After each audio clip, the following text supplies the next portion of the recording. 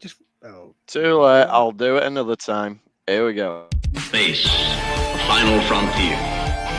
These are the voyages of the starship Enterprise. Its 5-year mission, to explore strange new worlds, to seek out new life and new civilization, to boldly go where no man has gone before. Greetings, salutations, and welcome to Retrek. I'm Captain Jim. With me, of course, Sir Admiral Elliot. Hi there. And Dr. Squee. Dragon and Kapla! And this week we're here to talk about the latest episode of Lower Decks, A Farewell to Farms.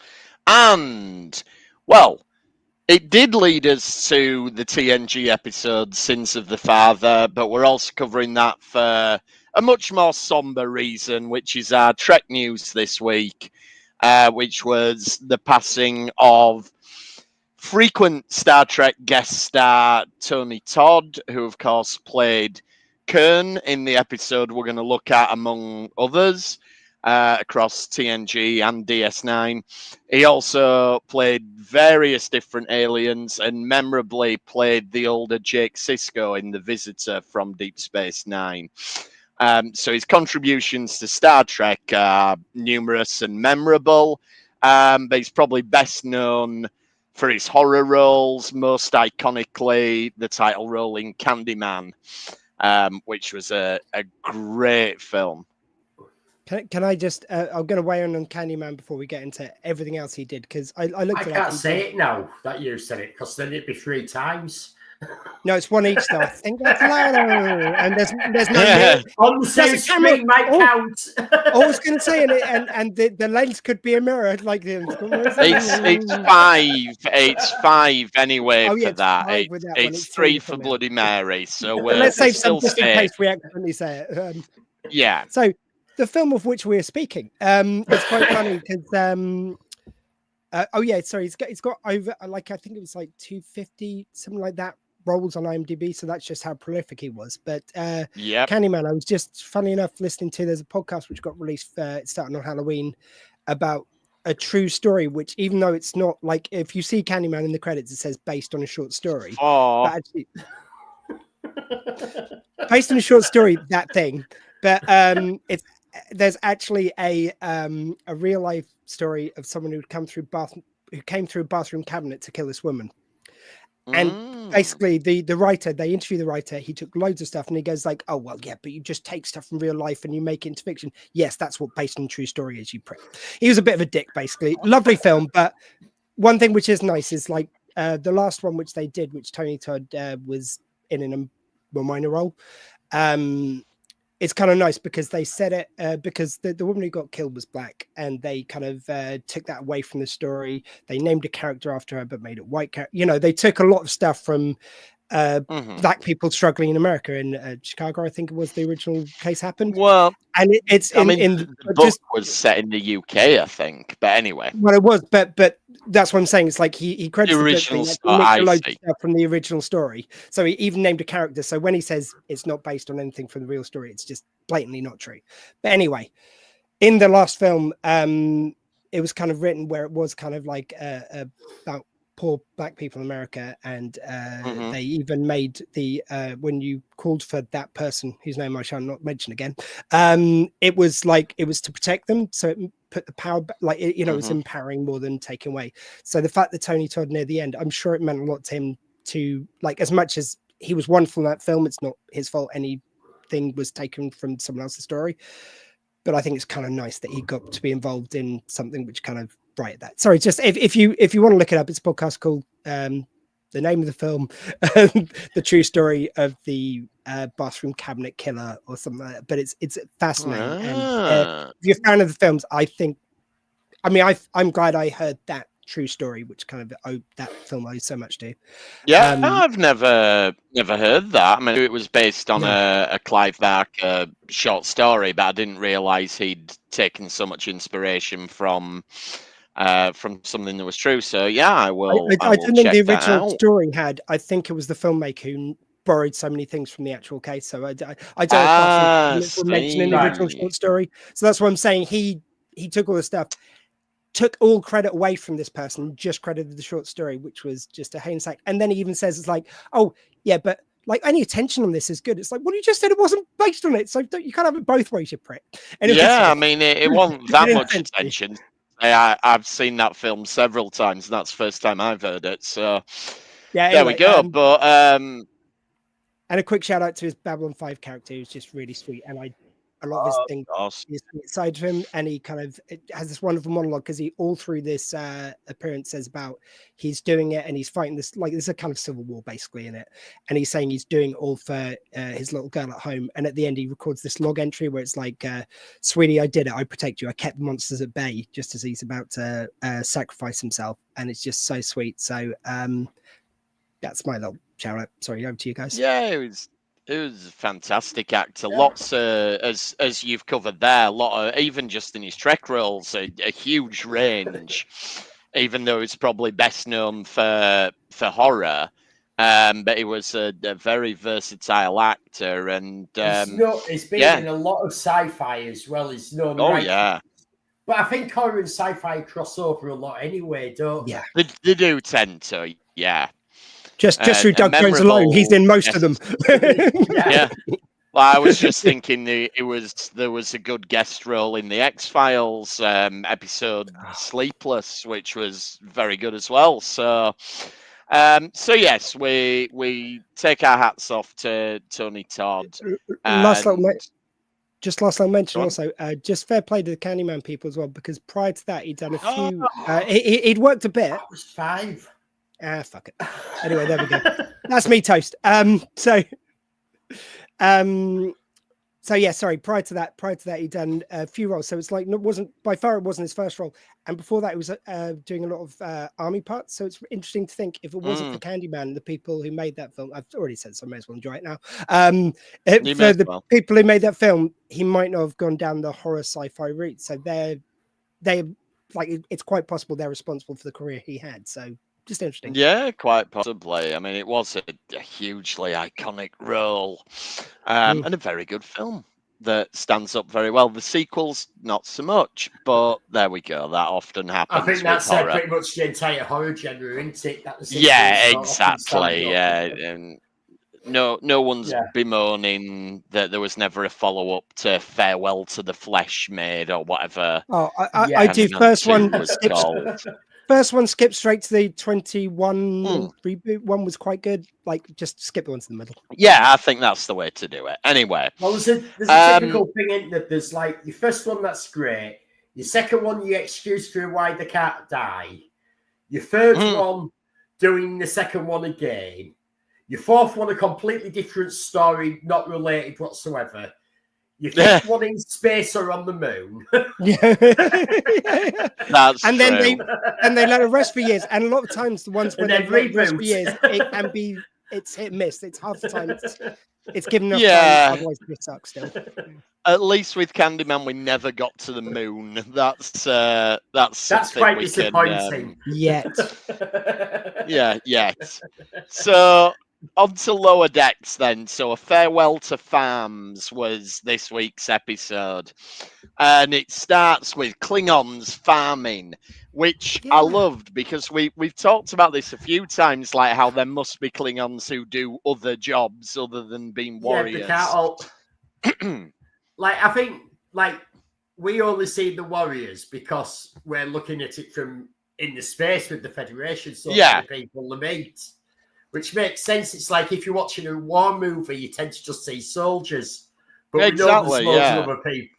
Like if it's the British, like if it was Second World War, you might see the British Army, and then you might see German or French families and stuff doing stuff, but you wouldn't see anybody back home in England. You'd think, oh, all the English are just soldiers. And also, I thought it was really interesting because you hear about Klingons which get demoted and you see them later regain their power, but you don't usually see what happens in between time. So seeing them on a farm, which I think would be seen as a honorable job, like you're feeding the warriors, you're doing a lot of hard work. I think that would be a very laudable thing to be as a Klingon. However, these are people who are warriors, not farmers. So like you get to have fun with them, not really know what to do with the farm, but they're doing their darndest, Yeah, I thought that was a great conceit to lean into. Yeah, and it is loved it. one of them things that are often debated in Star Trek fandom. So a really nice touch for them to actually touch on that. And then you get the impression this episode's one that they maybe they've taken a bit more care over, or maybe they're more interested in just because we get the title card over the actual action, which immediately sets it apart from anything else. It makes it feel like, ooh, this is different. It's how it's doing Picard at the beginning, but on Kronos, and I And just with the thought, low decks theme but tune riff. like it's like, but when you think about it, you've got this captain who's gone to a farm on Kronos, and then it's taking piss out of Picard because you've got Captain Picard, as we all have last seen him on TV, has gone to go live on a farm, and Picard's making wine, they're making blood wine. The comparisons are brilliant. Oh yeah, and I think there's also a nod to the other episode. So it's kind of a genre within Lower Decks of having the episode which is apart from the main story. So you had Peanut Hamper and one, and they've done a few of them. And I think they did the same style of like the credits over the action. And I like when they do a different riff on the theme tune. So it feels like a movie when they do the Lower Decks, where it's like like it's a bit more of a when you think about it. Compared to live action, you've got 42 minutes, two minutes at the start you're going to be a title sequence, 2 minutes at the end are going to be a credit, so you've got 38 minutes, and that's not flexible. You're making 38 minutes of TV every week. But with an animation, I think it's a bit easier to sort of do a different title. You just go to you're just trying to do an extra so many frames this week. It's and also with it being on streaming and things like that, there is more freedom for stuff like that. It used to be very regulated by like the Screen Actors Guild and things like that, and you had to include certain things. And I think the rules are a bit more flexible than they once were. I think with the animation have all stuck very closely to being a fixed length. Yeah, and I think, but we've seen with live action, like how short was that Discovery? Was it a season 2 Discovery? That was there was one minutes. That was. Oh no, it was 30 odd, but it was about 32 minutes or something like that. It was incredibly short. That it was a short episode.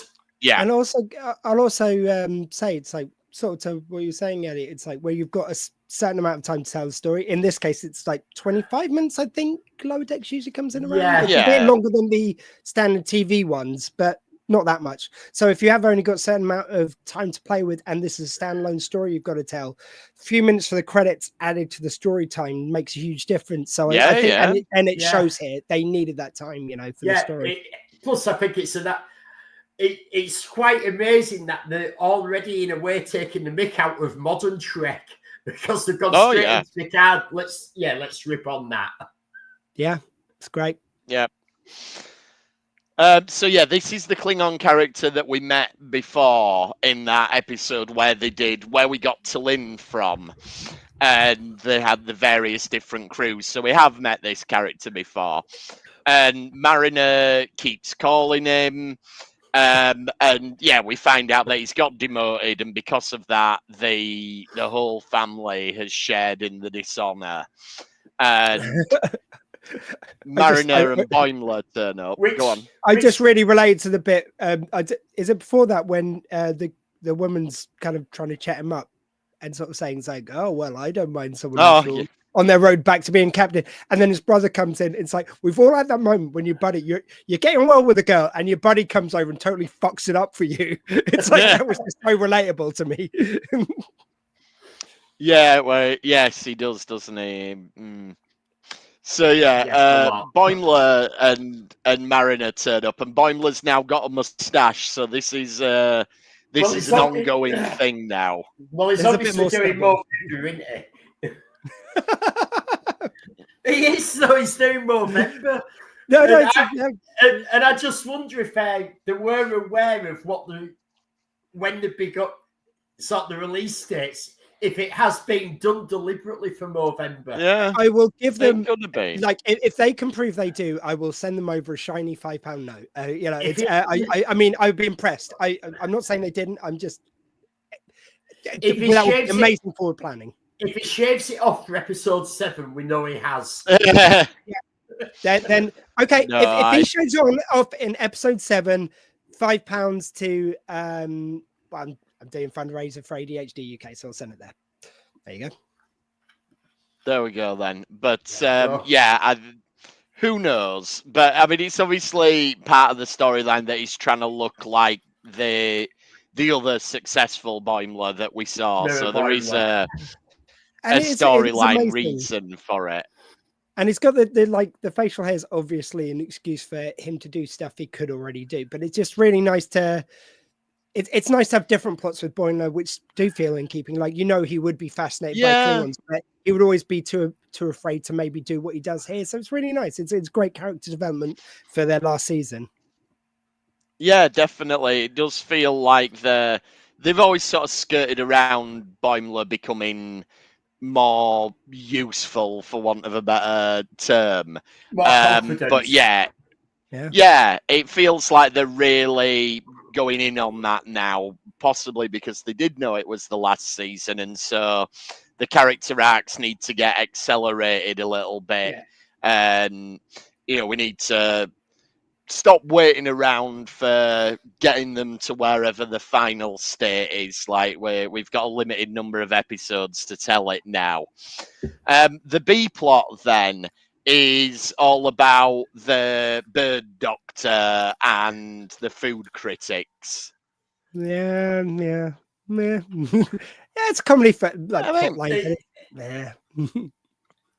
I thought it was okay. It was okay. It was funny.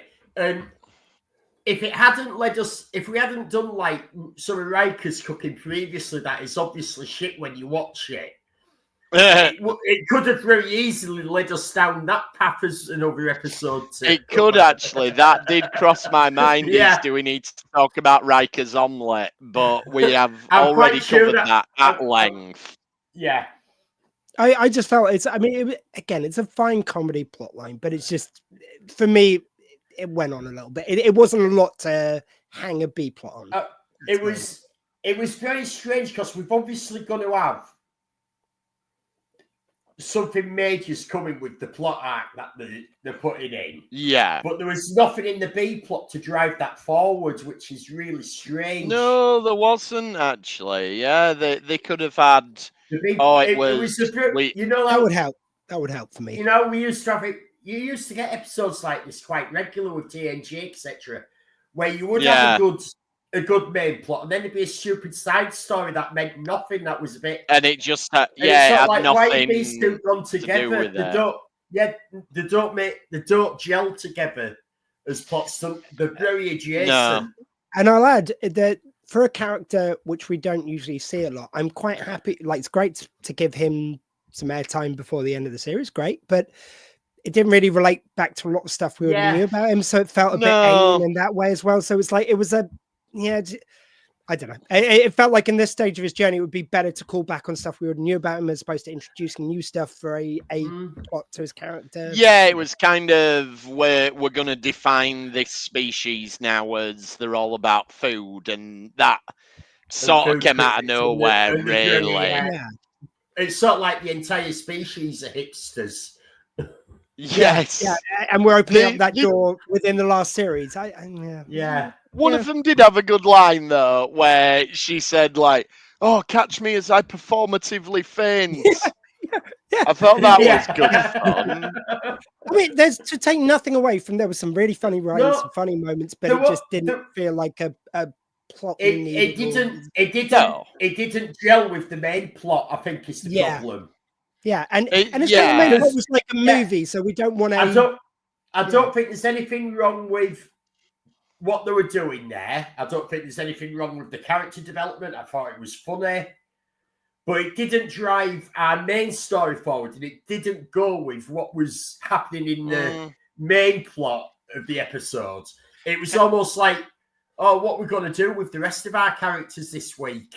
Yeah, it felt very much almost, like that. It was almost like one of them where, oh, we've got to have a reason to show Captain Freeman for her rights, and we've got to show Tandy, and we've got to show Rutherford, and we've got to, as opposed to, no, they've got a reason to be there. It was very much one of them where you used to have the actress has a stupid appearance in them for no reason. Yeah, agreed. And I think I'd want this in the first couple of series when I'm getting to know that character. I would love to have found this out. Then you could have had some fun callbacks over the last few series. Yeah, you know. Yeah. It just seems a bit late in the day. Yeah, I mean, for what it was fine, but it didn't add anything really. We could have lived without it. But yeah. So back with the Klingons then. I love how they really get into all the Klingon like minutiae and all the rituals and things like that. Like Boimler tells them about, well, there is this ritual that can get you your status back. It's, that's going to have to go to the Klingon Oversight Committee. And having these very sort of mundane things, but putting them into a Klingon context is just inherently funny. You don't really need to do anything with that. Also, I think you're calling out something which is sort of there, which very well observed, that there is these kind of bureaucracy and there's always a right for any occasion within the Klingon. So I thought it was really well observed about, this is classic what Lower Decks does really well, of spotting something you might not have even noticed yourself, but then it's like, oh, of course, they do have one. Yeah, you're right. It is ridiculously bureaucratic for a warrior race. That's really good stuff. And we'll see a bit of that when we go back to Sins of the Father. There are and it's all ancient rituals. It's obviously like from the time of Kalos, everything was written down what you can do, and some of these have fallen out of fashion, but they've never overwritten the law and gone, no, we don't have that anymore. It's just to stop doing it. Like, it's obviously well, I was just saying there's some of these that they said they haven't been used for 300 years, and it's like, where a captain could challenge to get moved to different ships and all that. And maybe there was a point where they're really struggling for the armies to function because they had captains moving all over the place and killing each other all the time. So it's probably gone out of fashion for that reason. It's caused a major problem in the past. So it's like, let's not do this anymore. I mean, there's even like precedent for the real world where you get laws overturned, then old laws which were like hundreds of years old suddenly come. Sorry, I don't want to get into it, but in America that's kind of happening, and it's happened over here before, and it's kind of weird that it's actually something that really happens as well. And you get weird things. I was going to say more than most countries because we don't have a constitution. We just have laws made over the centuries, hundreds and hundreds, even going back a thousand years. And a lot of these laws have never been rescinded. They've just been sort of built on or replaced. So the old laws are still there. If you I mean, we have that. Brexit's a good example because at that stage, loads of laws were going to go off the books. We signed some over so that we could do them in time. But if they were quoting laws from hundreds of years ago, which would suddenly be the law of the land. They're going, let's not do this, maybe. And Well, we had the famous one. I can't remember which county it was, but one of the English counties was technically still at war with Germany until it was Berwick-on-Tweed at war with Russia. Berwick-on-Tweed, that's it. Yes, that's Berwick-on-Tweed. How did you know? How did you know to keep that around? They were at war for like 100 years because when was it the Crimean War? It was something like that. When the war was declared, they weren't part of the Union, and so it was Great Britain and Berwick-upon-Tweed. No, because they kept moving between England and Scotland, so it was declared as England, Scotland, Wales, Ireland, and Berwick-on-Tweed for declaring war. But then when they sort of wrote the peace treaty, they just went England, Scotland, Wales and Ireland, and forgot to include Berwick-on-Tweed. So officially, Berwick had still been at war. All I'm saying is, it seems like Berwick were ahead of their time of keeping out of that treaty. They might have had a point. Yeah. So a good example of this is when they talk about the right of unending pain.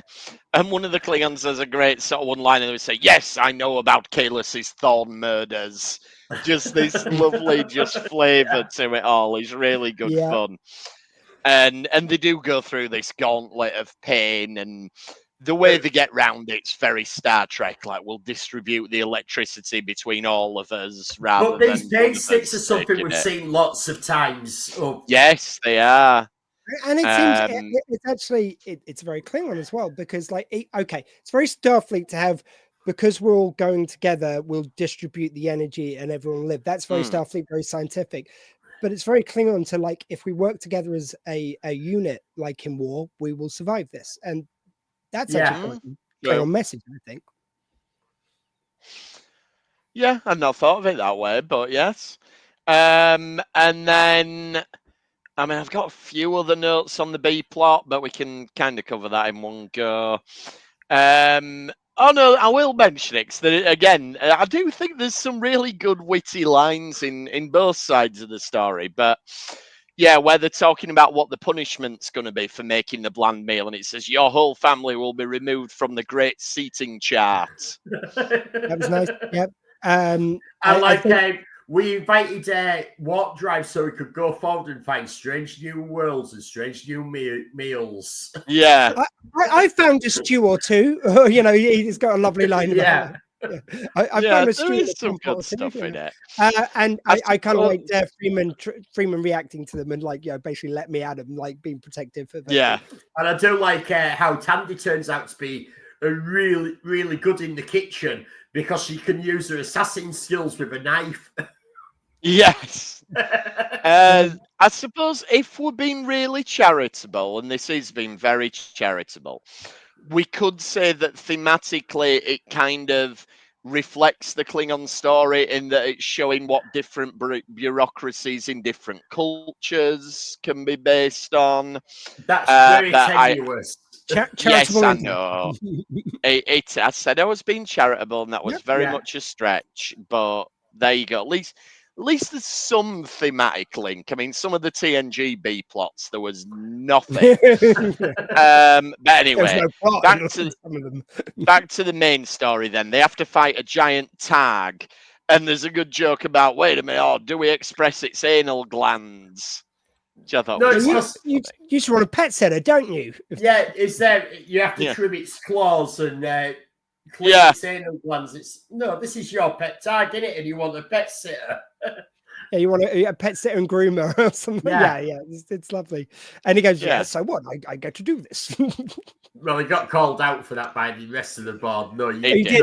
And that I think that speaks to a lot of kind of situations in the real world of, like, when someone sets themselves up as the leader of everything and they just think that everyone else is just going to follow them blindly, but everyone else is just sick and tired of them as well. It just takes someone to call them out. And that's and it's well observed from the real world as well as within sort of Star Trek lore. Yeah. And so that basically that comes to a head with the main Klingon guy. It's not that he doesn't want to be a captain, but he didn't enjoy being a captain on the fleets that he was put in. And Boimler they bring in this rite of forced conscription, and that makes the guy who's forcing it all on them part of their crew, so they can execute him instead of one of the crew. And it's worth saying Boimler does show down with the Klingon we're following in this story, so it's a nice moment for Boimler to have that kind of it's the classic kind of like thing of the human standing up to the Klingon, saying something to rile them up, to make them see sense. It's that's it. He's using his knowledge of Klingons and knowledge of all the rituals and everything. I suppose it brings to mind a little bit. I was going to say there was that DS9 episode. Go on. Yes. I'm just going to, there was the DS9 episode, The House of Quark, where Quark sort of baffles all the Klingons by going through the finances and everything. There's maybe a little bit of an element of that in here. The Klingons do have all these rituals, but they don't really like to think about how they all interact with each other. And if you do that right and mix it with this right, that'll let you do that. And And we can make so much more profit. So, yeah. And it turns out that Mariner it wasn't solely to help him get his captaincy back. The reason she was doing that is because she needs a captain's permission so they can run sensor scans, and that ties us into the dimensional rift. And he was blocking it, so she was happy to help getting killed. And also there was, I just love this, just a lovely little moment where he talks about the ship which they're going to use and how it's kind of all beaten up. And he goes, well, this was one which Martok used to win back his. Yeah. It's nice, lovely. Who doesn't love Martok being mentioned for a start? And it's just a nice way of doing it. I love the plucky underdog. It kind of calls to mind Descartes as well, with his kind of lesser ship he had to take on. Well, it's sort of like this where we do know that Martok had to fight for his honor back at one point. Yeah. Kronos. So was he farming when he turns around and goes, yeah, Martok, when he started regaining his honor, he started in a ship like this. Yeah. Possibly so, yeah. And the B plot wraps up basically they serve them shit to see if they know it's shit, and they don't know it's shit. And no, that's because how of who they're being served by, they go, no, this is brilliant. This is lovely. And he's a chef of the mind indeed. And I think fair, this actually is very much like hipsters who go places because it's fashionable. You haven't actually got a clue what they're having a lot of the time. And if they're somewhere fashionable, it's amazing. And look at this and how it looks. And yeah, this is wonderful. And then they'll slag off somewhere else. And just because it's not the fashionable place, they'll slag it off. Yet the two are probably the other way around, of which has the really good food and what tastes nice. And quite possibly, yeah. And I think the disdain for the B plot is pretty much made canon because you have Boimler's reading a report and he goes, oh, so-and-so gave us a bad food review. And Mariner goes, what? No, I don't care. And it's almost like acknowledging, this B plot's got nothing to do with anything.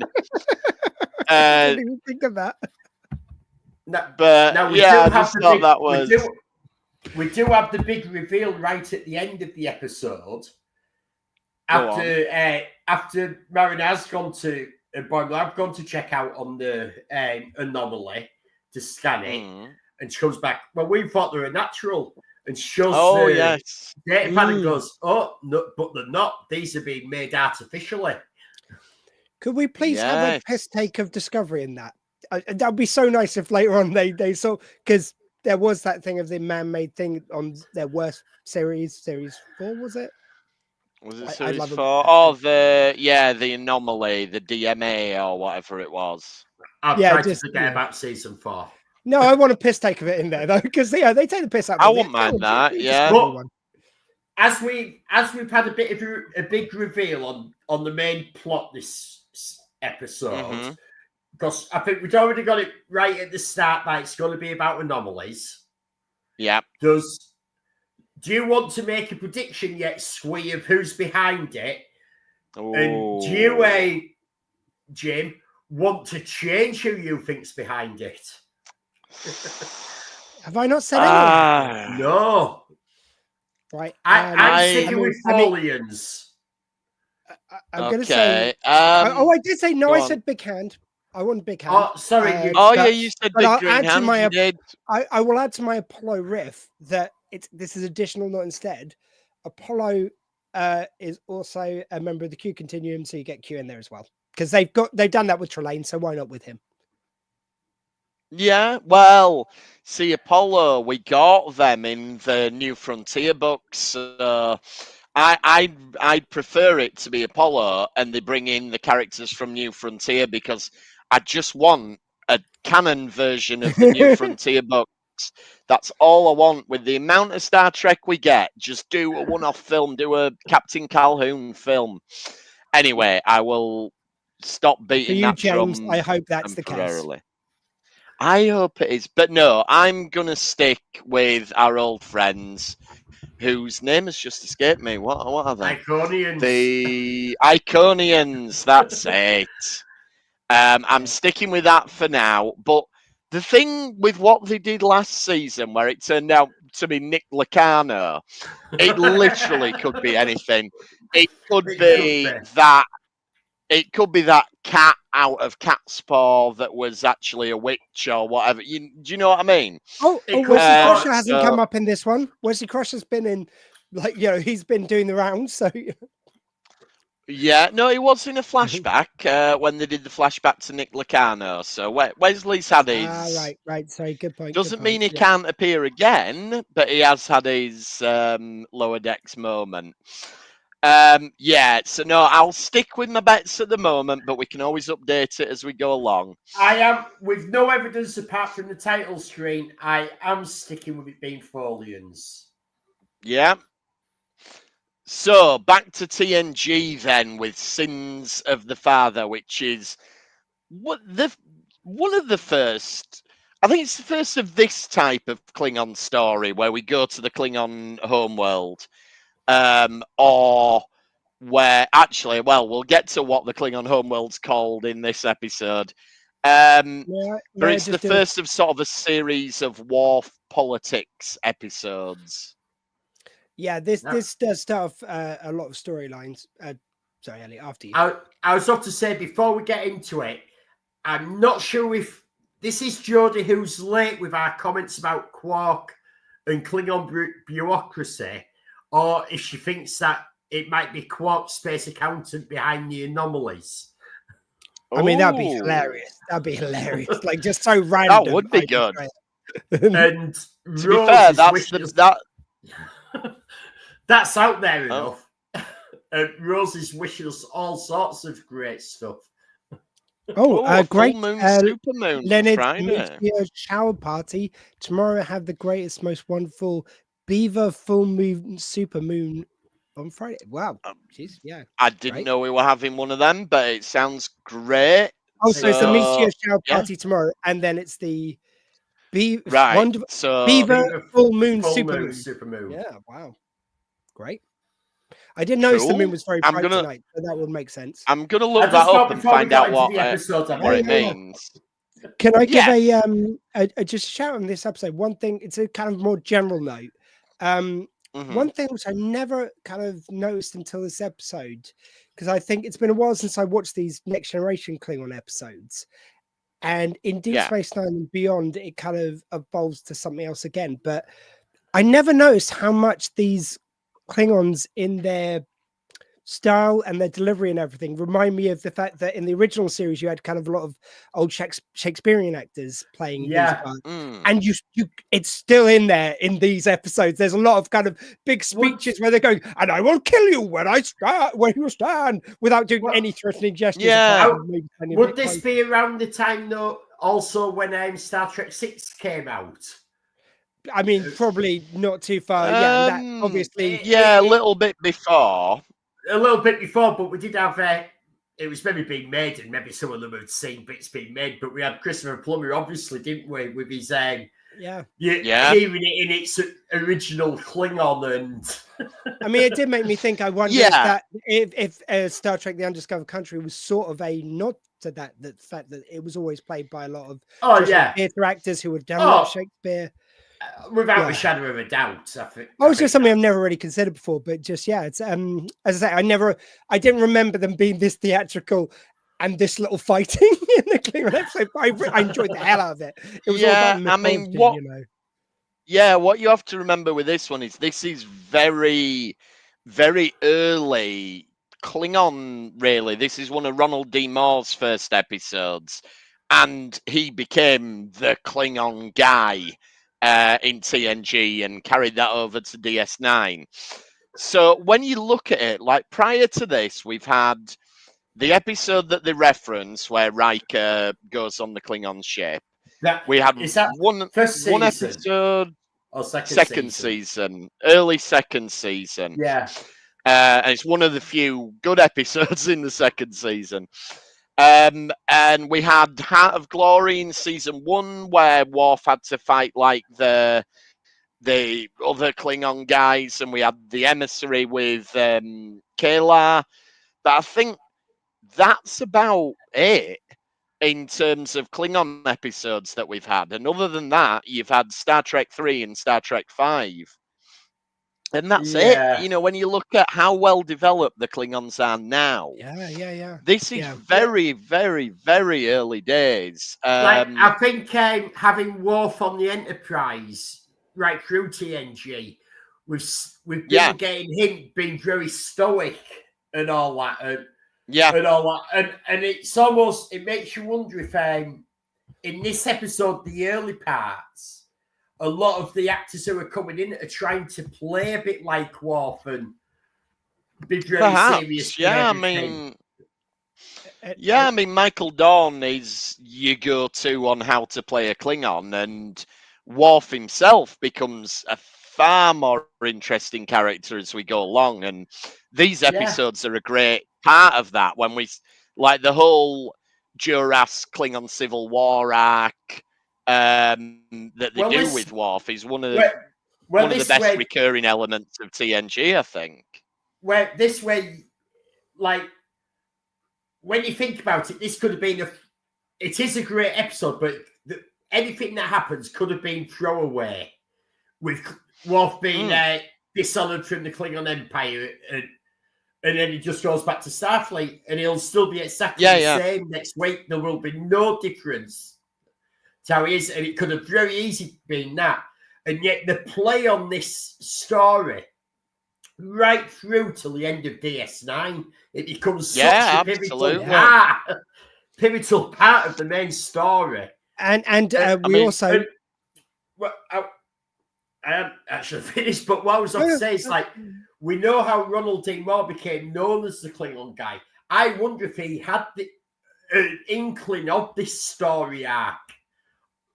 Perhaps, goes through how monumental it was going to be. My two notes are, one, like, this also leads to Les and Bator, who end up blowing up the Enterprise D. Lest we forget, they were a huge part. Like, they go into Deep Space Nine.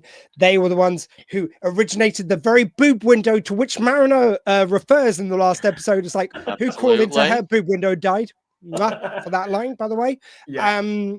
And also, I just I love the general in this one, who's kind of like the judge in the case, and he like I remembered his kind of impassioned bit near the end, but I didn't remember, and I love this note about him, that he was the judge who was just too old for this shit. He just could not be asked, like, oh, for fuck's sake, I'm trying to retire here. Can we just find him guilty and go home? Like, he seemed so tired throughout the whole thing. And then when he actually had a challenge in front of him, it's like it woke him up. It was just really nice the way he played it. And it's like, and it's you never get a Klingon who's disinterested like he is. No, and that true. was such a different shade of Klingon, which was really nice. Do you mean Kempek? He's the head of the High Council. He's the Chancellor. That's what. But he look. He just sounded so old and tired and bored of this. Yeah, shit. He'd had enough. Yeah, great. And obviously, we revisit him in season 4. I mean, I referred to it as a story arc, but we didn't do story arcs back in the TNG days. What we did was, if we liked a recurring story element or a guest character, they made them back once a season. Yeah. And that is kind of what they do. Like, we come back to this with season 4. They do Reunion, where Kayla comes back, and they also tie in Kempek, and that's where we get Gowron and Duras, and then they decided, we like this Klingon stuff. Let's make that the end of season cliffhanger, and we got redemption, and I'll be honest, can't be. I'm sorry, go mate. Over the course of TNG and DS9, I lose track of whether Worf's got his honour at any given point, whether he's in with the council, out with the council, friends with Gowron, not friends with Gowron. It gets very complicated. I want to say on that, Worf never loses his honour. Worf is always honourable, but he may not be recognised by the Klingon Council. I think that's fair, yes. You're right. I mean, like, just to sort of summarize what we've been talking about, it's like I don't think there's many episodes which make such a fundamental difference to not only where the race goes, but characters with it. So like, yeah, as I say, this Duras, it leads to Garon, it leads to eventually to Martok, it leads to none of this stuff is possible without this episode. His brother, which kind of just goes back and forth a few times, Tony Todd, which of course is the reason why we're one of the reasons we're doing this episode. It just so much starts here. It's amazing. Yeah, it's a huge pivotal episode. And it starts in a fairly inauspicious way. I actually really admire the structure of this episode. It wrong foots you. This goes off at a right angle. Yeah, it starts off, we've got a Klingon coming to be the first officer because Riker did that last year. Yeah, it seems like it's a sequel to that. Yeah. And it starts almost like a fish out of water thing with, what's Kern going to be like as the commander? And we get him antagonizing a few of the other officers. And it basically is giving everyone shit except Worf. It tells you exactly what you think the episode's going to be in the first 5 minutes. Brilliant bait and switch. And they didn't do that much back then. No. You think you literally get. I can't remember the name of episodes where Riker goes off to be on the Klingon ship. A Matter of Honor, I think. Okay. But you almost think that this is going to be a mirror of that episode. Yeah. And that'd be okay. We wouldn't object to that. It would be far less interesting. It would be far less interesting than what we've got. It would have been, but that is what you think you're watching. Yeah. It's kind of like the X-Files had its mythology arc. And usually you knew it was a mythology arc because it was a big 2-part episode in the middle of the season. And right from the off, it was aliens. But there was 1 or 2 episodes where it'd start and it'd look like it was an investigation into a weird cult. And then halfway through the episode, it'd pivot and it'd be, oh no, that's all because of the conspiracy and it's actually aliens. And you'd go, oh shit, that was a mythology episode. I didn't even know.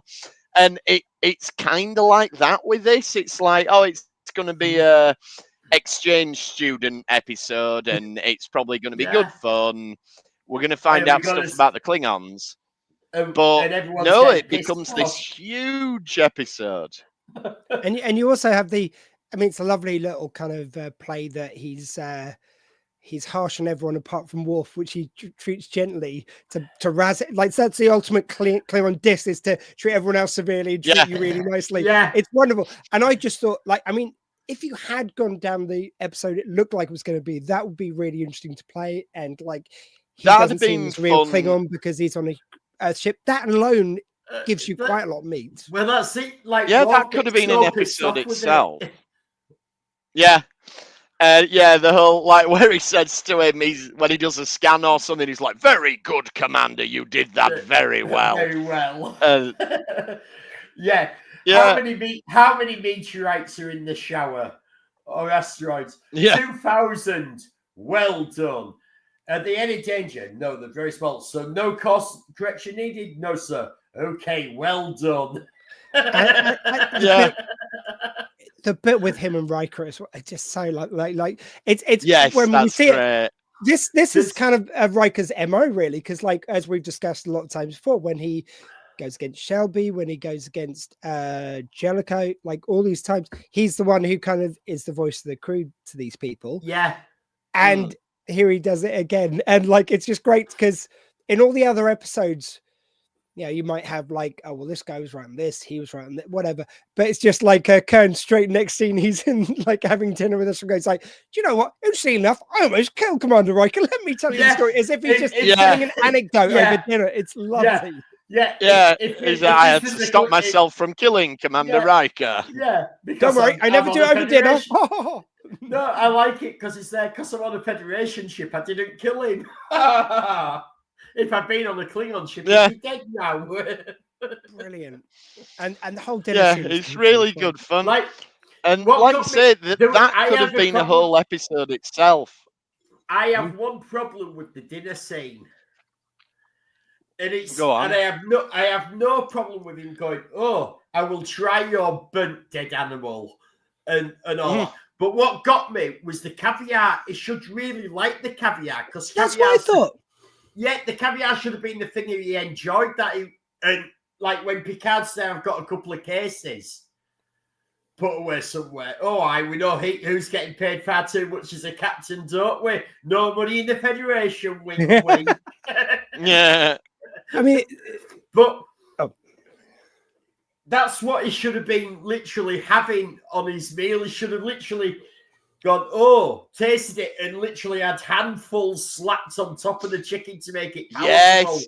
And then you could have had fun with Picard, like he's eating all my fucking caviar. You know how much this shit costs. I thought not that I have money. Actually, if you'd gone down that route of him eating it all, that would have been interesting. The only thing I did think, because I thought exactly the same, but I did think that's how they react in all the other ones, like the Klingon likes the burnt food, the Klingons like the smelly food. So it is playing, but I think it would have been nice, like you say, if they'd done that, and then Picard's like, "Hey, I haven't got any more after this," you know. The other thing that got me is like Data does his normal thing and he starts explaining it, and he's going, "It's the live fish eggs from the so-and-so unscaled this," and Picard stops and I'm thinking, no, the Klingon's gonna love that fucking stuff. Finding out that it's from a live animal. Yeah, they didn't play enough on those bits. I agree with that. Yeah. I mean, but it was kind of nice. I did like the note where he's like going, it's like, what is this? And he goes like, well, I especially make sure there's a couple of, real kind of this isn't replicator. It never does justice. And it's like when he takes the honor of that was very clean. Yeah. Yes, that was really good. The subtle note, but it was there. Yeah. He got that right. You made sure that there's real food and this is an honor. You got your way. Yeah. Yeah. And so, all of this leads to Kearney's Worf's brother, spoilers. And there's been a challenge to Worf's dad's honor, and they need to go back to the Klingon homeworld. And Picard's like, I will stand with you because Picard's awesome, and he stands with his crew. This was strange as well, because Kern admits that he's only come on the Enterprise to do this with Worf.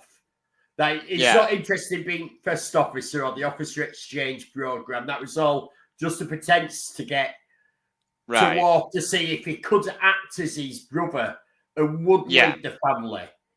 And then Worf goes and tells Picard all this, what Kern's just done, and why he's really there, and can we go to Kronos to sort this out?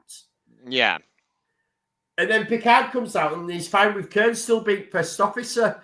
Oh, I have no problem with your pretense of being on my ship as first officer whatsoever. In all fairness, he separates. I think this is Picard separating his captaincy from his honor, and doing the right thing by Worf. I kind of, and I do love that scene. After you. No, after you, mate. I was just going to say, Kern's obviously gone through the right channels to be the first. So, it's a 2-for-1. You might as well do a bit of exchange while you're there. I just wanted to give, I love this scene because it's like what I really like about Picard is like when you get Cisco doing these moments of like, oh, of course I'll go and fuck up the Klingons. He's a warrior guy like that. He is just like an action. He's an action captain. Yeah. What I love about Picard is it's like he knows the lore of it. He will tell you, he will quote any fact you want about the Klingon Empire because he's studied, and he's not short of bravery, but his bravery comes to the fact that he does it, not that, like, if one of the Klingons want to fuck him up, really, let's face it, he probably put in some nifty punches, but at the end of the day, he's not going to win. But he is brave, he is honorable, and when the Klingons see that, they respect it.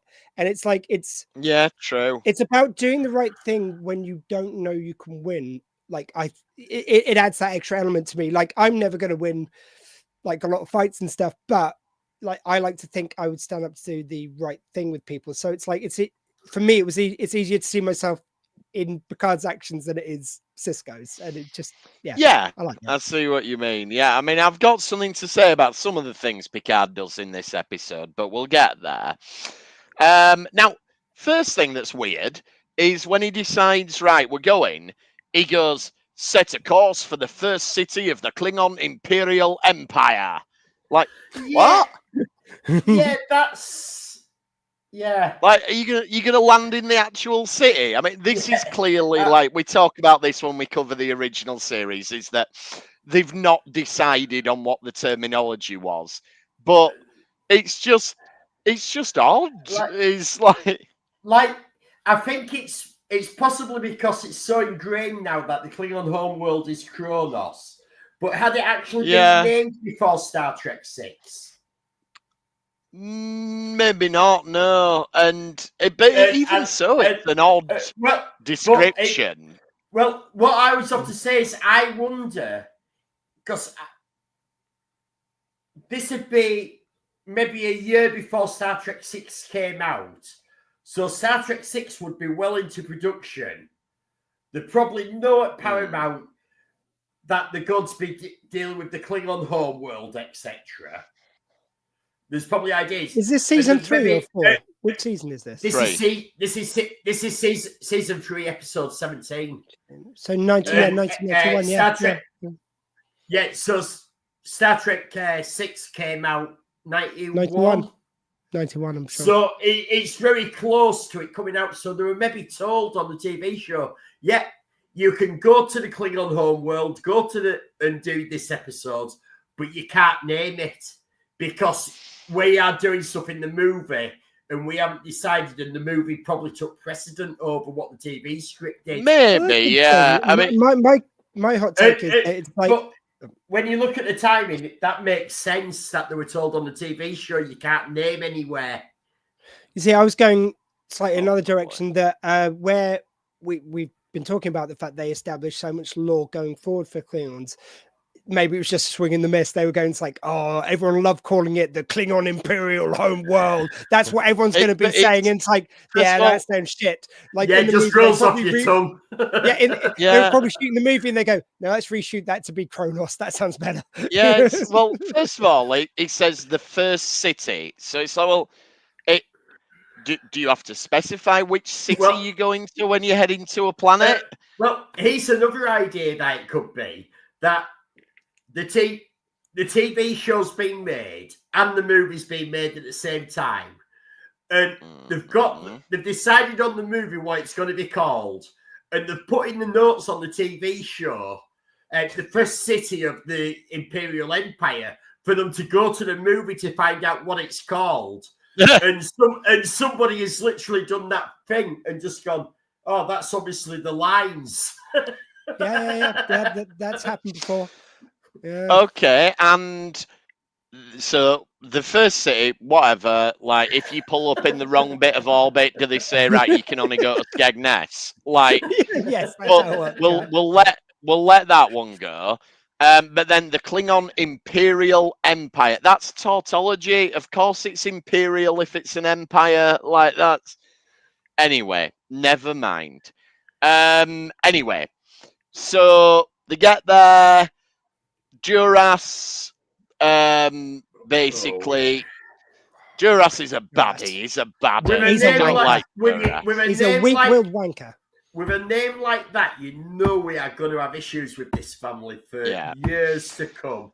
Exactly. And you can tell it's all... and you can tell it's all crooked politics because you've got Kempek going, oh, bugger, Worf's turned up. Don't challenge it, Worf. And Kempek's there in his throne going like, oh, for fuck's sake, fucking Worf. Oh, shit. I'm so tired right now. You said he would not turn up because he's in Starfleet. He fucking turned up, hasn't he? Yeah. He's here in the first city of the Klingon Imperial Empire. I can't believe it. I said we should have held this in Croydon. Do you know, there's a barrel of blood wine behind the bar for me. I was expecting to be there at 5 o'clock. If I'm there fucking late because of this shit. Yeah, it's a bloody Worf, honestly.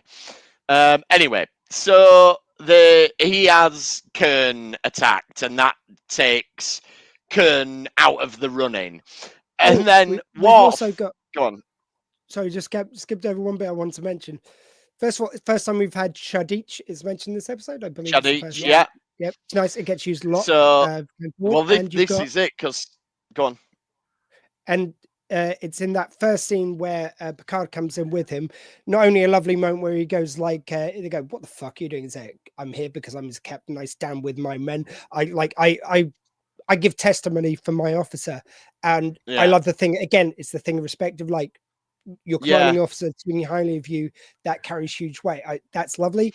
And there's a bit where Juris basically steps up to him and goes like, "Yeah, I'll have you." And he goes like, "I invite you to test that hypothesis." That's the politest, but also toughest way of saying "fuck you" I've ever heard. There's something about like delivering that line so precisely to someone who's about to clock you, who's a Cleon, let's forget, and he's basically talking very posh. It's like, oh, Picard, that's peak Picard right there. That is. Well, this is it, and it's because Picard knows. It's like they say, like, don't show a dog you're afraid. If a dog's being funny with you, like, you've got to, you've got to play the Klingons at their own game. Like, if you sound like you're not sure of yourself, they'll know. And also, I think saying it in his own way as opposed to in their way, it's almost like that's even more ballsy. If you're using their way of doing it, it's like you're capitulating to their systems. To say it in the way he would say it. And by the way, next time I tell someone to go fuck themselves, I'm going to say it's like, I invite you to test that hypothesis, because it's just it's so dramatic. But it's like I'm not going to concede to your system. I'm going to say how I say. I've come here. I've given on to your process, but I'm going to tell you to go fuck yourself in the most Picard way I can, and it's just great. And so Worf goes to Picard and asks him to be the Chadich, and there's a couple of things going on here. So first of all, Picard, he sort of goes, "Oh, very good idea, Miss Worf. Don't you want someone a bit younger and stronger? Like, oh, don't you know?" It's almost like, "Oh, don't pick me as the bloody Chadich. I've just seen what happened to the last Chadich." Did you hear me telling to go fuck himself? No, I didn't want to go back in there. That was planned as an exit line. So there's that, and then but Worf goes, "Oh no, I don't want anyone younger or stronger." Oh fuck!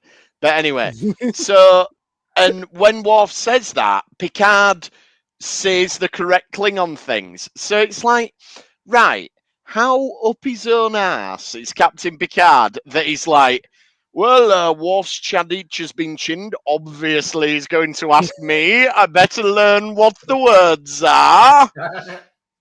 I just think that's a bit, because he's done homework for this. It's like he might have someone younger and stronger, Picard. I actually, like, I can imagine someone like Picard, and he's probably not shown it, but having the Klingon officer on his ship, he's probably read books on Klingon culture and stuff, so that he knows when Worf comes out, because he's had Worf go, "I've got to do this because of honor and all this, and it's an honourable thing to do," and he's had that really early on from Worf, so he's probably thought, I'm going to learn all this fucking shit, so he's not pulling a fast one on me. Maybe, I'm going to add to that, because I think he's also, one thing we love about Picard, he's a nerdy swot. He reads up on everything. I think last time they forced him to go on holiday, it might have even been as Vash was coming up to him, he was reading an obscure book of Klingon lore, because that's what he does on holiday. Like, that this might be just his fun pastime, is reading up on Klingon lore, because it's Picard. I know, thinking about it now, I reckon it's a bit of a combination of these things. It's, Worf has come to him before and said, "I've got to do this with honor, because of honor." And he's looking through it and he's going, "I'm going to check which of this shit he's making up." Like, there is no way your honor says you have to have every Friday afternoon off, Worf. This is absolute bullshit. And who said you could have prune juice on the bridge? That'll get all over the consoles. Is it in the Klingon code? Is it? This is bollocks. He reads it all. Like, he reads everybody's thing to make sure they're not scamming him out. I do like to think that Picard is the sort of swotty guy who would read up on. Yes, I think he would. I think what he's probably done is, because he knows what's going on, what sort of challenge this is, he's done a Boimler, and he's like, I need to know everything about this sort of challenge so that I can help my officer the best. I am just joking, but I still think it's a little bit arrogant that he's like, of course it's me. Riker's like, oh, I'm just learning the things if he asks me to do shit. Don't be stupid, Will. He's asking me to be the Chadich. If anyone's the Chadich round here... You're not even a first officer anymore. Fuck off, Will. It's even like right, Picard's going, it's like, oh, are you sure you don't want someone younger, someone fitter? And Worf's like, well, actually, now you may have a point. No, I mean, if you're set on me being it, I will. But I'm just saying, do you not want something young? No, you've made a really good point. No, look, okay, you persuaded me. I'll do it. I'm going to ask Geordie. What blindy Geordie? He's not going to do you any good. Like, don't mislead. You know you need Picard. And don't even think about asking Data. Oh, you can ask Try. Sorry, a woman are you? Oh, whoa, Picard. Sorry, that's not cool, says Worf. just everything is thrown at anyone. Yeah. Anyway, so yes, they find out some of the evidence could have been altered, and all of this leads to, and this again, there's so much in this episode. It's like we don't just go and do the next bit of the trial. Picard finds there might be another witness, and he has to go find her in the dodgy part of the first city. I don't know about you two guys, but this is the first time I've watched this back in a while. Yeah, it's been a while. When I was watching it, I was honestly surprised. I thought it was a two-parter. In my memory, because there's so much happens, that it had to be a two-parter. Yeah. I mean, there is a lot. There is a lot in this episode. Like, it doesn't stop for breath at all. And I found it again in the interest of adding kind of different shades to how Klingons could be. I found this Klingon woman to be a little bit different, like her head just even seemed like a little bit different from the usual. And it's like, as much as I appreciate solidifying the lore around a race, when it is a bit looser, it's kind of interesting what happens. Like with all the Klingons seemed so different, which I kind of wish they'd bring back a bit more of that. I think that's kind of interesting, you're whereas right. When he gets there, they're the warrior race, so they're all warriors. They're all going to be uniform like this. Because not all pasties are from Cornwall. There you go. So they find this other survivor. She's called Kaylest. It's like, that's a bit like, so you named her after Kay. It's like, if we have a son, he will be named after the great warrior Kaylest. And what if we have a daughter? I don't know, Kaylest. That sort of sounds a little bit. Like, to me, that's someone in the office who was, oh, fucking hell, I've got to think of a Klingon name. What have we used? Kaylest? Oh, let's add a T on for a woman's name. Yeah, it sounds like it actually sounds very lazy writing. Oh, yeah. Yes. And then Picard gets attacked as well. So he gets to show that he's all Chadiched up, and he does all right. I mean, Kaylest ultimately saves him, but he doesn't do too bad. He beats one of them. Yeah, exactly. It was bad against the Klingon. It's 2 against 1. They've got weapons, and he beats one of them. Yeah, I think he did pretty well on his own. No, I'll give Picard that. And you wanted someone stronger and younger, did you? Chapow, Picard. One's like, no, you said that, not me. Well, no, we could all tell you wanted someone younger. Yeah, you wanted someone younger. Well, you ask that guy's face if he wants someone younger. What about the second guy who says Worf? It's like, fuck off. That guy cheated. No, that guy, it doesn't matter. I put the fear of God in him. Did a woman have to save you? Shut up. Do you want a Chadich or not? Anyway. The old woman. So the old lady turns up, and I love how she just gives Kempek loads of shit all the time. She's like, yeah, well, he liked me when I were a bit younger, but he was too fat. And then she's like, you're still too fat. Oh, yeah.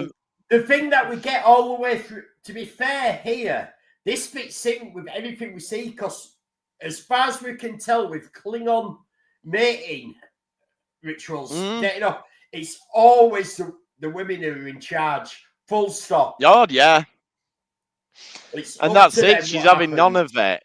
And I do like as well that when she turns up, Kempek knows that it's over, and Duras is sort of like grasping at straws, and Kempek's just had enough by that point. He's just like, "Shut up, Duras! Right, we need to do something else now." Fuck off.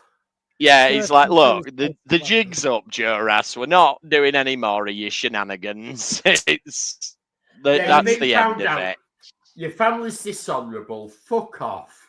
And there's something about this end to this episode, because when I saw this, I think around the same age as Jim, few years older for yourself, Elliot. I just remember being. It'll become relevant, not that much older, but saying he wants someone stronger and younger. Yeah. No, the relevancy is that I remember just being so young, but there's something about the message. It's so clear and so powerful about someone sacrificing their own personal honor for the good of their planet, in this case, their country, whatever they're at. That idea of self-sacrifice, it's told so well that even a child could understand what he's doing. Yeah. And like, even if you don't understand all the ramifications, I just think that's really good writing.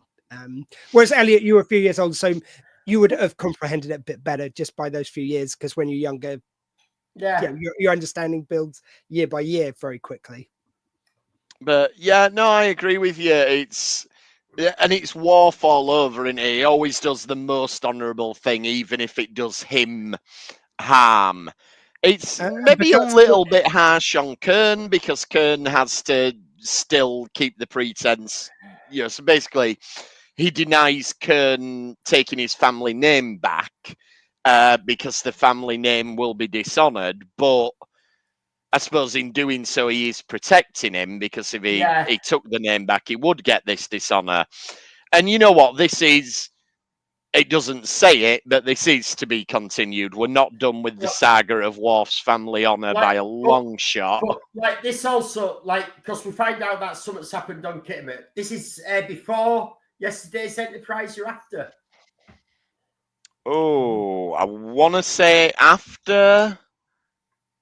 I was thinking before, maybe. But, it's the same season, isn't it? Isn't it season? Same season. Yeah. Yesterday's Enterprise. You know what? I've got the list of episodes. I'll find out while we're talking. Well, can I? It's just after. It's 2 episodes after. Well, this is after yesterday's Enterprise. Yeah. Right. Yes.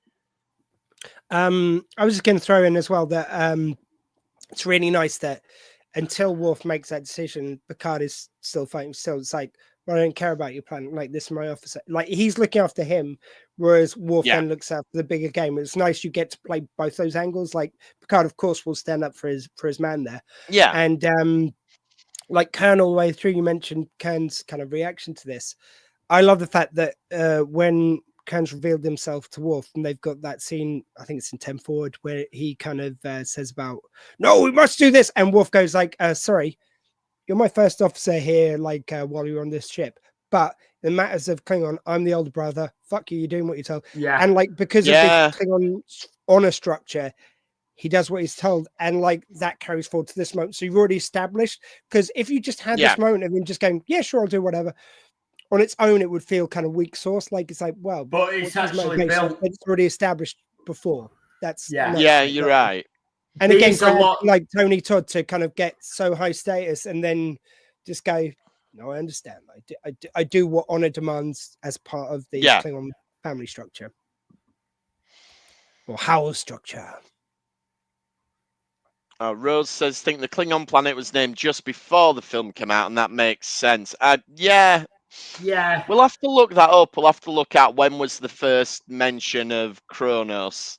We'll look that one up. Yeah, I still think that was maybe that they got notes from the film, or they were meant to ask the film, so they just put notes in for what it was. And somewhere along the way, it just stuck with what the notes were. And that's why we get the first planet. The first city. The first city of the Klingon Imperial Empire. Up until Star Trek 6, The Undiscovered Country, the homeworld's name had not been established by any canon sources. The word Kronos first appeared in the script of Star Trek 6. I thought it was going to add to the Yeah, that's why it makes me think that because this would be filmed at about the same time that was being filmed, or perhaps, close yeah, to being released, that there's maybe a keep lot it of that vague. keep these things vague, so it's released in the Well, movie. in that case, they should have just said the Klingon homeworld instead of the first city of the Klingon Imperial Empire, because that sounds it would have stupid. made more sense. Anyway, I reckon because someone at some point thought that sounded good. Maybe it was even in Star Trek 6 script and they changed it there. Yeah, and they didn't. It was in as a bit of placeholder dialogue until we think of a better name. Anyway, because this is such a packed episode, we get the Klingon ritual where they all turn their backs to him. Either that or they're doing a bit of Wakanda Forever or something, but they all turn the backs, and that's it. Tells Credits that come you up. have to join in. Oh, yeah, that's so heartbreaking. And there's just that little moment's pause, and he looks him straight in the eye when he's doing it. And it's breaking his heart. It's fucking so powerful, that moment. Again, this is why a kid can understand it. It's because they make the moment so big, but it doesn't seem unnatural. It's such an acting by everyone, including Tony Todd, the late great. And no sooner are they out the door of the council chamber as the credits roll, because quite often TNG would have like a wrap-up scene where you'd have them discussing what's happened or blah blah blah. But this episode is absolutely jam-packed, so it's the action's finished, boom, you're done, we're out of here. That's it, we've run out of time. See you next I'm so week. glad. I think that's such an impactful end. It reminds me of, I think it is. One of my favorite films is Mr. Smith Goes to Washington. So it's Frank Capra and James Stewart, who did It's a Wonderful Life together. This was one of the, I think they might have made 3 films together, but this was one of the other ones. And right at the end, there's a gunshot fired, and this guy who's trying to set him up politically, where he's like this really innocent guy who just believes in doing what's right. And there's a gunshot, and like the guy comes running out, going, it's like, no, don't arrest that man, arrest me. And the credits just roll. Like, that's it. It's like the end just establishes everything. It establishes who's guilty, and they don't feel the need for an extra scene in the end, which is needed. And this is that. No, it's not needed. Used to do that though. End it. I was have to say, a lot of shows used to have these impactful moments, and then you used to have another minute of something light-hearted, just so that we've got to end our show light-hearted. We're not allowed to end impactful. And it was, I don't know if it was something that was written in TV code in America, that no, you've got to finish on a light-hearted moment, whatever. Which used to get in TOS, the original series. How often did an episode end with fake laughing on the bridge? Ha ha ha! Yeah. But it very true. But it's just brilliant how it ends. It had been ruined if it did go to anything else. And it shows something we all picked up on it without discussing it. You know, we all noticed that, and it's great. So, and I do think, and TV has got better. They don't do that shit anymore. Yeah.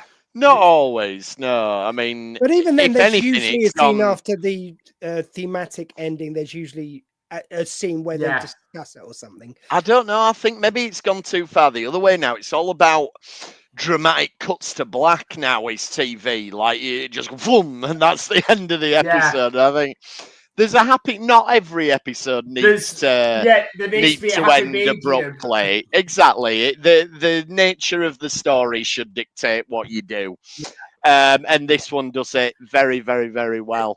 And you know what? If we don't get led back to this again, perhaps when we're on a bit of a lull, we should do the rest of the Worf Klingon arc. You know, do reunion, redemption, etc. I think that might be. First thing I thought when I saw this, I want to see all the other ones in this. Yeah, I've really enjoyed covering this one. I'd like to follow this, and we can with how much we did of DS9 when we did the Dominion War, we probably covered some of this. Yes, The whole possibly. story act. Because So this whole story act runs right till almost till the end. yeah. Really. So that'll maybe But I be think something there's that'll be fun to look at. It'll be I think there's these a lot we can fill in. the Sons of Mogok, I think is Yeah. is Yeah. But we'll wrap up for there. We will be back next week to talk we about did get- the next. We Go on. did get a few questions as we were going through, so I will. Now we finished talking go about on. it because they weren't suitable to cut in during the time. Okay. But we will cut back to them now. So, Oh, we've been going Rose. nearly an hour 20. Shit. Sorry, I didn't even realise. Sorry, I was really into this. Sorry. I'm sorry, it was a really good. No, it's that great. TNG episode was a really good episode. No complaints, just surprised. I No, just realised yeah. the time. Yeah. Countdown to Christmas Day. Yep. 6 weeks, is it? Okay. Right. 2 days. My Are you answer ready? to this- Absolutely not. My answer to this is look behind me, the empty shelves and the Yep. pretty much empty room. I should be moving this weekend, next weekend, so everything is in boxes. But the good thing is I will be unpacking to put Christmas decorations up straight away.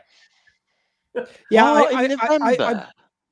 I happened to put my hands on the Christmas decorations today. 22nd Other of than that, November. no planning, Big move day. nothing That's done. only 8 days till December 1st. Mm, I turned on December the 1st.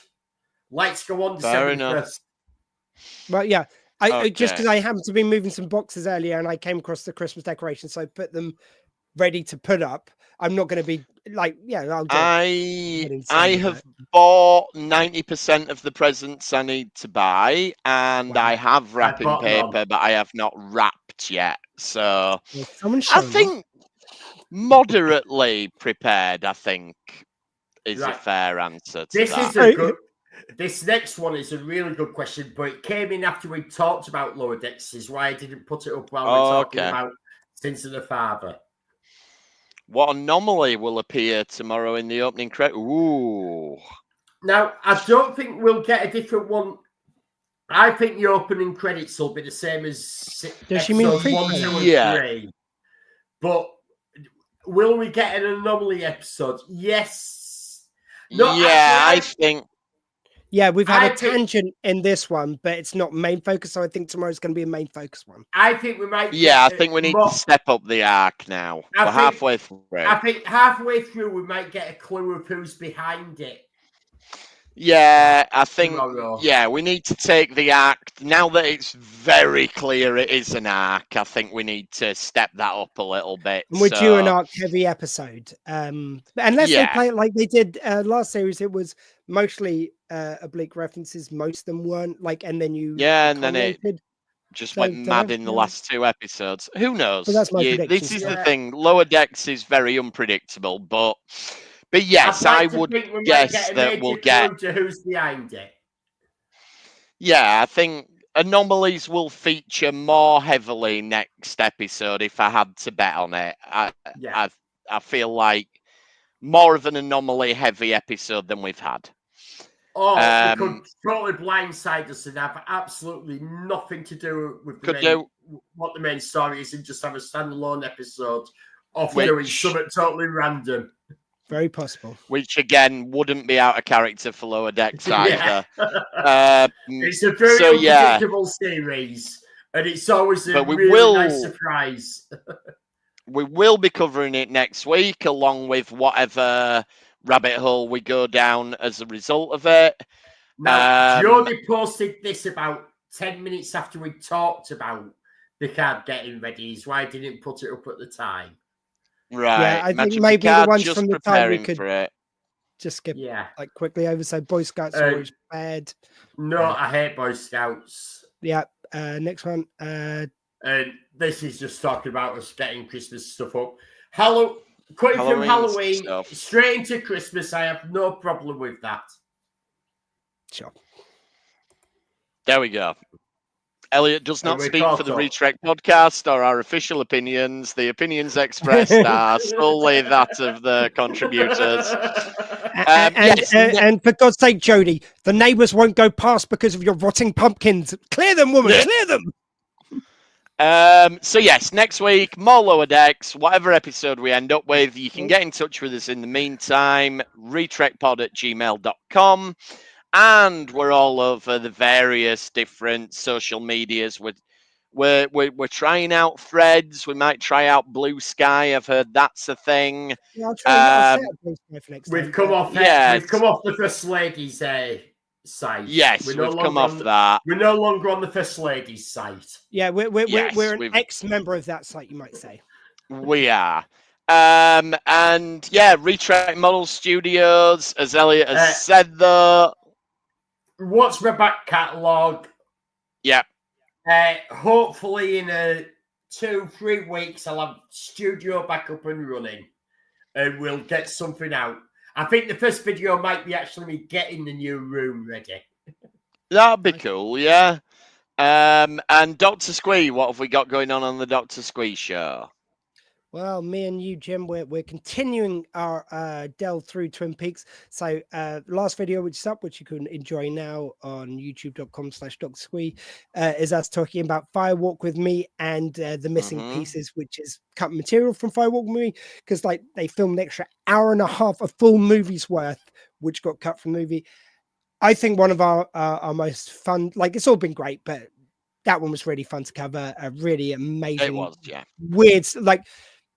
You can tell Lynch was much less encumbered there than he was during the TV show. He was just doing what his pure vision. And next week we start on the return. Probably Monday, I think we're going to record, and it's fucking hell. That's a whole different trip altogether. So please do join us. It's just and watch the return on Paramount Plus. It's well worth it. It's batshit, but it's well worth it.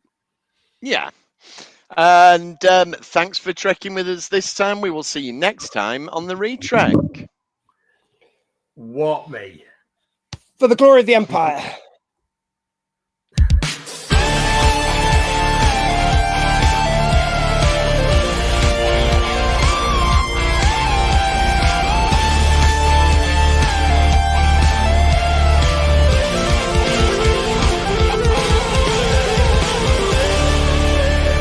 Fascinating. Jody, for your Halloween decorations. Keep